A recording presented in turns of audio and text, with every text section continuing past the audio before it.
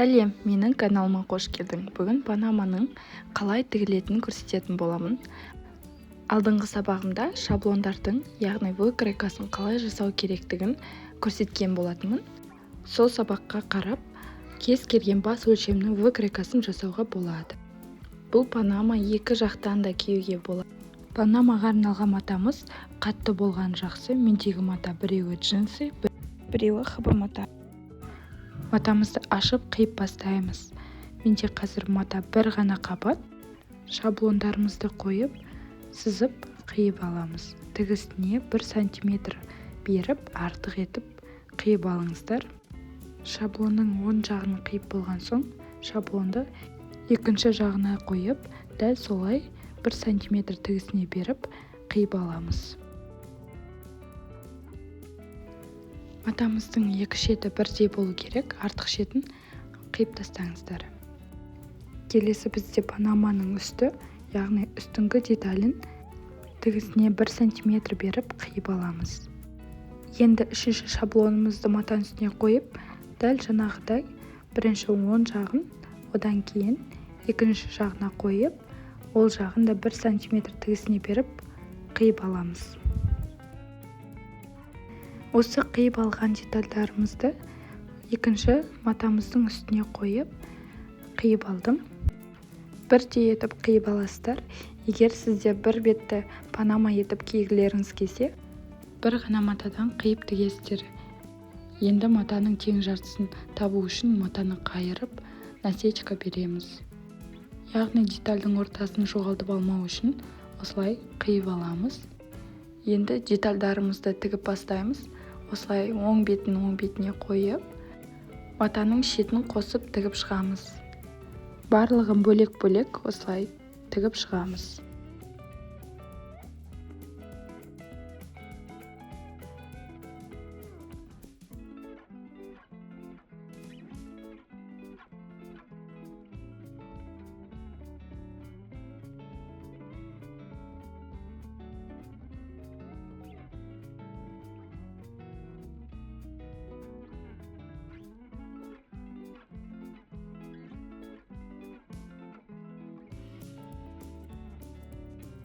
Тігіп болған соң үстіңгі деталімізді екінші деталімізға қосып тігіп шығамыз.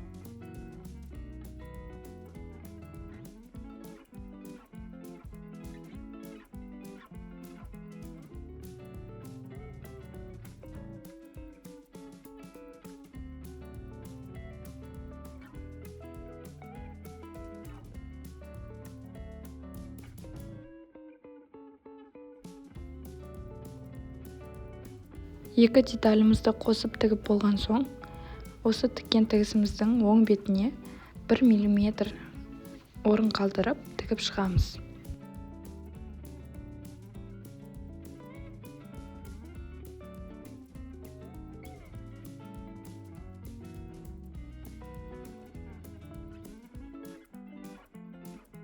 Енді үшінші деталімізді тігетін боламыз. Қара және ақшыл матамызды қосып тігіп шығамыз. Яғни панаманың астыңғы жағындағы деталімізді тігетін боламыз. Оң бетін бір-біріне қаратып, шетін қосып тігіп шығамыз.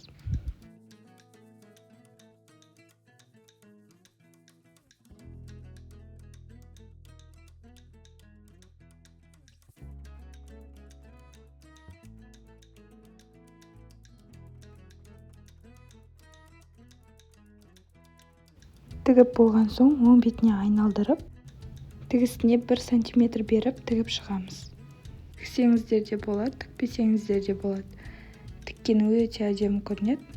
Осылай көп тігіс түсірдім мен. Әр тігістің арасын бірдей етіп тігіп шығыңыздар. Менде 1 см етіп тігіп шықтым. Мен 6 қатар тігіс түсіріп шықтым.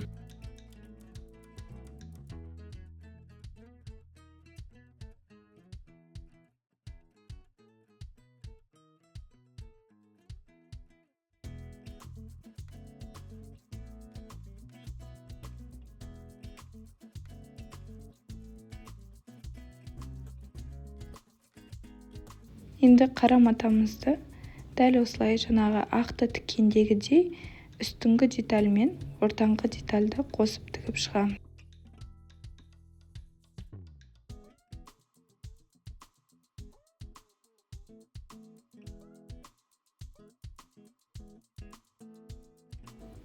Тігіп болған соң оң айналдырып, үшінші тіккен деталімізді оң бетін бір-біріне қаратып, қосып тігіп шығамыз.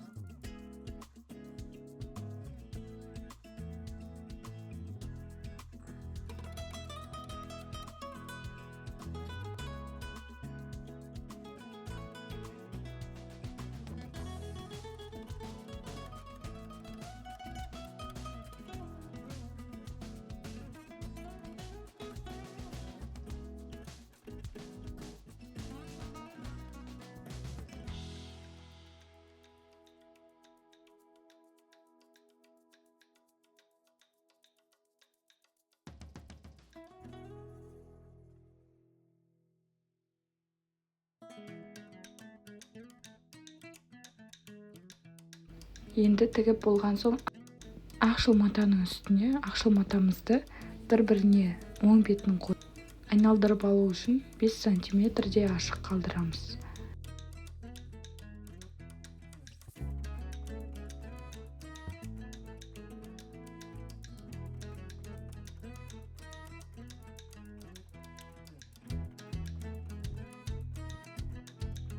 Матамызды айналдырып аламыз. Енді сол жаңағы ашық қалдырған жерімізді қолмен тігіп шығамыз.